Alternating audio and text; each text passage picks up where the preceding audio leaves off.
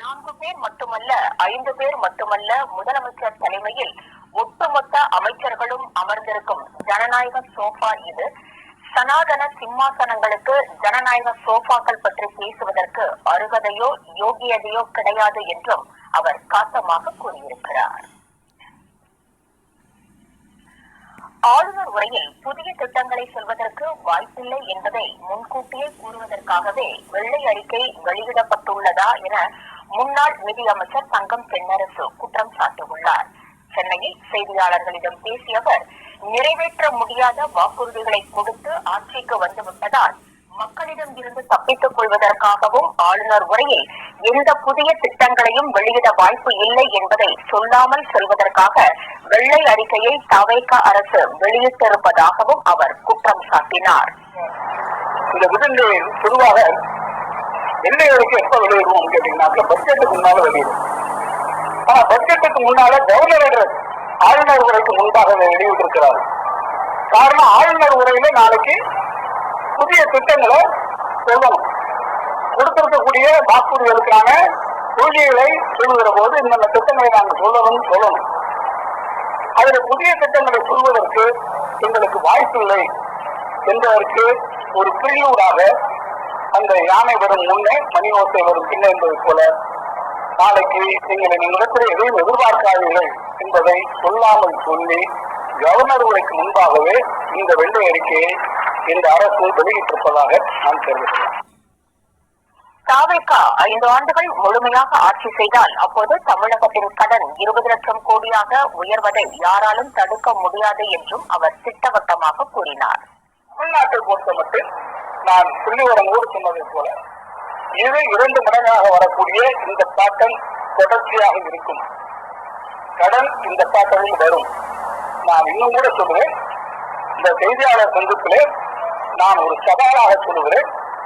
தாவேகா ஆட்சி 5 வருடங்களை ஒருவேளை ஒரு நிறைவு செய்து அவர்கள் அடுத்த தேர்தலை சொல்லி பார்த்து சொன்னால் தாவேகா ஆட்சியினுடைய அந்த 5 ஆண்டு கால இறுதியில் அவர்களுடைய கடன் 20 லட்சம் கோடியாக நிச்சயமாக உயர்த்ததை நான் ஒரு சவாலாக உங்களிடத்திலே தெரிவிக்க விரும்புகிறேன். அதை அவர்களால் யாராலும் தவிர்க்க முடியாது என்பதையும் நான் திட்டவட்டமாக தெரிவிக்கிறேன். மேற்கு மாவட்டங்களில் வேலை இல்லாத வேலையை பேசிட்டு ஐயா தெரியல நீ ஐயா 31 வருஷம் ஆண்டு அத்தனை பேர்த்தை சேரி பண்ணி குட்டிச்சோறு பண்ணி எங்களை எல்லாமே தண்ணி வரையில அந்த எடப்பாடியும் நீங்களும் சேர்ந்தீங்க என்ன பண்ணிக்கிறீங்க? அட படித்து எத்தனை காலேஜ் பசங்களுக்கு வேலை இல்லாமல் தெரியுது. எத்தனை பேர் வேலை இல்லாமல் தெரியுறாங்க. அதுக்கு ஆட்டாக்காரன்லேருந்து எல்லாரும் வேலையெல்லாம் தெரியுது. ஒரு உருப்படியாக ஒரு பழமை பேசுகிறீங்களா திமுகக்காரர்? நீங்கள் மேலும் அந்த உதய ஸ்டாலினும் அந்த மகனும் மட்டும்தான் சட்டசபையில் பேசுறது. மற்ற மந்திரி அந்த 36 மந்திரியில் பாக்கி மந்திரிகளுக்கு என்ன செய்வா? சாமி வாயை கட்டி போடுதா? அவங்க தான் அந்த குடும்பாட்சி பண்ணுறதுக்கு நிறையா பேர் முட்டுக்கு பேசுகிறத நீங்கள் ஒருத்தர் தான் வந்து காத்தால் விட்டு உழக்கிறீங்க. இன்றைக்கி தேதி என்ன 17ஆம் தேதி 6வது மாதம் 26வது வருஷம். நீங்கள் உழக்கு நேற்று தொட்டு அவங்க வெள்ளரிக்கை விட்டான்னு வகுத்தில் விடுங்கிறீங்க. ஐயா ஜெயலலிதா கொண்டது பிடிச்சது அதே சேமா வேல்சாமியோட தம்பியாக இருந்தான். மலையாளத்துக்காரரை கூட்டிகிட்டு வந்து கேரளாவிலேருந்து நற்கேந்த ஐயா சொல்லிக்கிறா. இதெல்லாம் நானே சொல்கிறேன், குடிநீர் பணியாளர் சங்கமாக சொல்லுது கிடையாது. கொஞ்சம் நீங்கள் எல்லாம் அமைதியாக இருந்தால் உங்களுக்கு ஒரு வாய்ப்பு ஜனம் கொடுப்பாங்க. நீங்கள் அமைதியாக எல்லாம் கூட உழைக்கிட்டே இருந்தால் அடுத்த எம்பி சீட்டில் இந்த 40 சீட்டுமே அப்போ உங்களுக்கு என்ன ஆகுங்கிறத மேலே தான் ஜோசியம் பார்க்கணும். இந்த புழுகிட்டு இத்தனை வருஷமாக காலி பண்ணி உங்களுக்கு தள்ளுவணி பண்ணிட்டாங்க. தள்ளுவணி பண்ணிட்டு 2 பேர்த்துக்கு நான் தான் சொல்லிட்டேன். மக்கள் ஓட்டு போட்டிருக்காங்க ஐயா 107 சீட்டுக்கு. 107 சீட்டு மறந்துக்காதீங்க.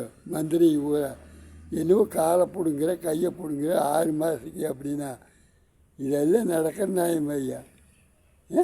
ஐயா ஒரு தடவை எலெக்ஷனில் ஓட்டுக்கு செலவுன்னா தமிழ்நாடு கவர்மெண்ட்டுக்கு எவ்வளோ செலவாகுது? அதை ஒரு ரொம்ப செத்து போனால் அந்த சூழலுக்காரிக்கு 7 லட்சம் கொடுத்தீங்க. எங்களுக்கு பூரா பண்ணதுக்கு கான்ட்ராக்ட் விடுறீங்க. இப்போது உங்கள் கான்ட்ராக்ட்லேயே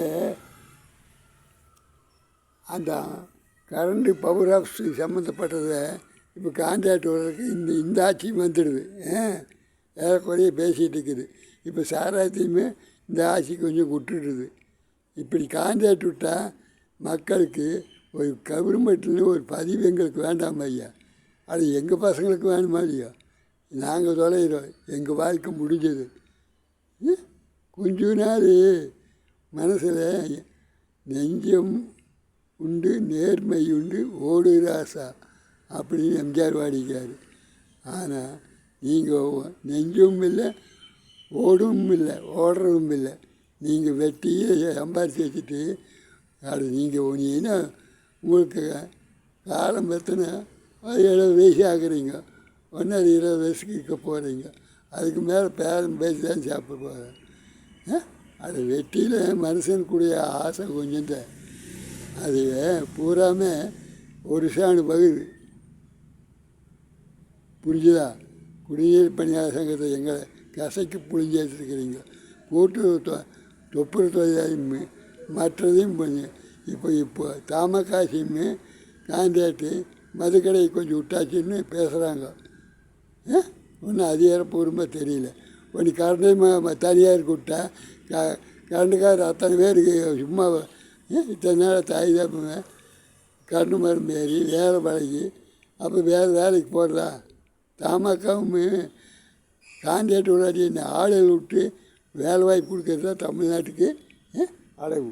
மோடி அங்கேருந்து நிறையா பேர்த்து அங்கே அனுப்பி தமிழ்நாட்டில் ரேஷன் அரிசி வாங்கி தின்னுட்டு அந்த பசங்களை பழக்கி அவங்களுக்கு சோறு போட்டு ரூம் வாடகை பிடிச்சி கொடுத்து கோவையாசத்துக்கார எல்லாமே நிலத்தில் கிரநெட்கள் பறைக்கிற ஊராக இங்கே தான் இருக்கிறாங்க ஐயா கோயம்புத்தூரில். ஆமாம், ஒரு வேலை இல்லை, எல்லா வேலையும் பழகிருக்காங்க. அவங்களுக்கெல்லாம் ஒரு சான்ஸ் கொடுத்து போட்டு எங்களை இப்படியெல்லாம் முடிக்கிறீங்க ஐயா. 2 கட்சிக்காரர் 3 கட்சிக்காரர் இவரும் கொஞ்சம் சேர்ந்தார். ஒரு மாதம் ஆனோடனே கொஞ்சம் அதையெல்லாம் கான்ட்ராக்ட் விட்டு பழகிட்டார். அது இத்தனை பேர் பசங்க காலேஜில் படித்து சும்மா தான் இருக்கிறாங்க. வணக்கம் குடிநீர் பணியாளர் சங்கம் வணக்கம்.